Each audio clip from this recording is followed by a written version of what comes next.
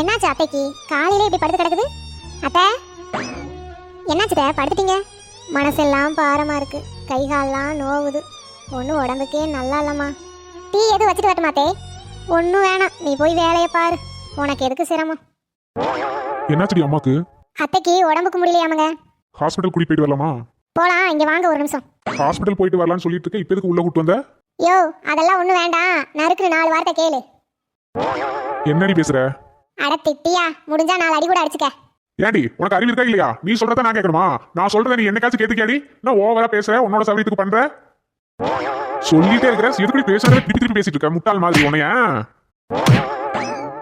எதுக்குப்பா என் மருமகளை அடிக்கிற? நீ கம்முனிருமா, இவ எல்லாத்தையும் அடிச்சாதான் சொல் பேச்சு கேப்பா. சரி, புருஷ கொண்டாட்டி சண்டைக்குள்ள நான் எதுக்கு? பார்த்து அளவா அடி, வீட்டுல உள்ள வேலையெல்லாம் அப்படியே கிடக்கு. என்னடி இது சூப்பர் மெடிசனா இருக்கே, ஹாஸ்பிட்டல் போய் அட்மிட் பண்ற நிலைமையில கிடந்துச்சு, இப்ப எந்திரிச்சு ஓடியாருது. உங்க ஆத்தரை பத்தி எனக்கு நல்லா தெரியும், கொண்டா 10,000 ரூபாய. எதுக்குடி 10,000 ரூபாய்? இது என்ன வம்பா இருக்குது? ஹாஸ்பிட்டல் போயிருந்தா 10,000 ரூபாய் செலவு பண்ணிருப்பல, குடு. அடக்கடவுளே, நம்மளை பெத்ததும் அப்படிதான் இருக்குது, நமக்கு வந்து வாச்சதும் அப்படிதான் இருக்குது.